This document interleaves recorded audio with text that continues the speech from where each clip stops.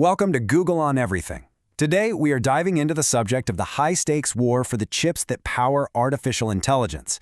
It's a battle for these tiny, silicon-based chips that are, quite literally, the engine of the entire AI revolution. So, you might be asking, why is so much riding on these tiny pieces of silicon? Well, it's because the whole AI thing, it isn't just about fancy software or clever code. Nope. At its very core, it's a war being fought on a microscopic scale. And trust me, the winner of this war is going to shape all of our technological futures.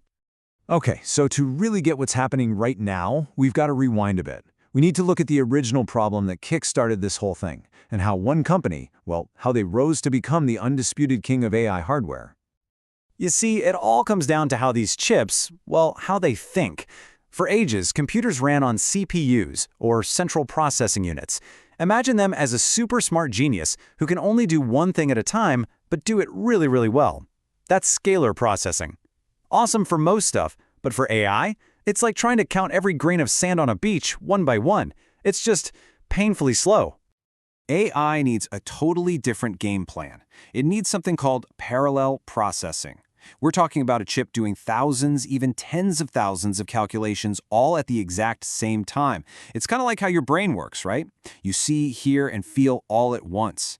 That ability to do tons of things simultaneously, that's the secret sauce. That's what makes modern AI tick. And guess what? One company, NVIDIA, absolutely nailed this with their GPUs, graphics processing units.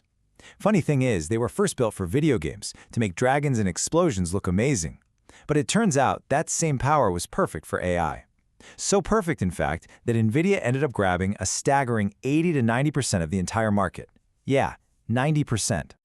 But here's the kicker. Their real power isn't just a physical chip. Oh no, it's their software, a whole ecosystem called CUDA. For almost 2 decades, they've been building this thing. It's the language developers use to talk to the chips. And it's so good and so deeply embedded that it basically built a giant wall, a moat around their castle. If you're a developer, you're pretty much locked in. But you know how these stories go. No king reigns forever, right? NVIDIA's dominance started to become a huge problem, a massive bottleneck, and super expensive for everyone else. So now the kingdom is under siege. The king is being challenged from all sides. And this is the start of the Great Chip War.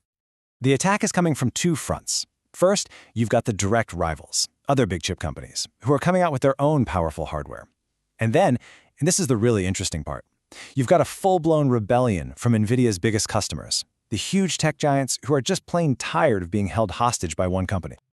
Let's look at the rivals. First up, AMD. They've jumped into the ring with their MI300X chip, and it's a beast. Its big claim to fame? More memory. A lot more. But their real power play is in the software. They're backing an open-source alternative to NVIDIA's CUDA, basically trying to give developers a key to escape that locked-in kingdom. And then you've got Intel swinging for the fences with their Gaudi 3 accelerator.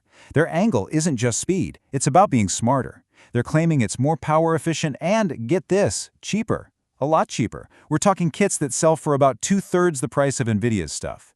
That's a huge deal when you're buying thousands of them. Okay, but maybe the biggest threat of all, it's coming from inside the house. The hyperscalers, the giant tech companies that buy more of these chips than anyone else on the planet, well, they've decided to stop buying and start building. They're forging their own weapons.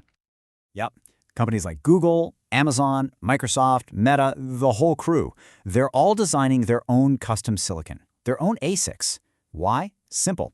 They can build a chip that's perfectly tuned for their specific AI, which saves them a ton of money and, crucially, gets them out from under NVIDIA's thumb. It's basically a declaration of independence. So while this massive war is raging inside these giant data centers, the battleground itself is already starting to shift. The fight is expanding to new places, and it's going to be fought with totally new kinds of weapons. The next big thing is what everyone calls the edge. Basically, it means moving AI out of those huge, faraway cloud data centers and putting it directly onto the devices we use every day. Your phone, your car, your smartwatch. And this market, it's about to explode. This is the next battlefield. This is a great way to think about the whole story, really. It's like it's happening in 3 ways. Wave 1 was the age of the GPU, where NVIDIA was king.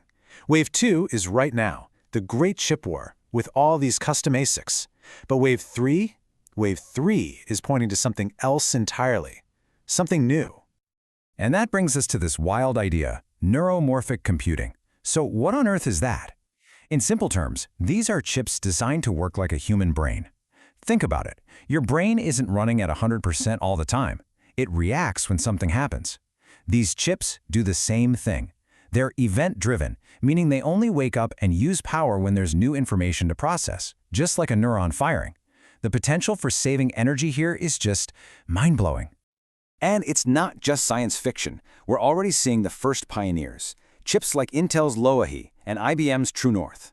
These are a complete departure from what we've known. They're not just about raw brute force math anymore. They're trying to get closer to how our brain actually learns and adapts, on the fly, using way less power.